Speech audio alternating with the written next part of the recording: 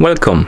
In front of me I have Motorola Moto Watch 100 and I'm gonna show you how to change the date and time on this watch.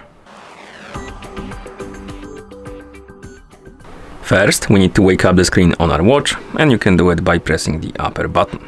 After you wake up the screen, you can press the upper button again to open the menu. Now scroll through the menu, find the settings icon and tap on it, and in settings find the option called clock, select it, and now you should see this menu, and here we can change the date, so you can change the year by swiping up and down, then month, like this, and then day. And once you change the date, you can tap on the check mark to confirm.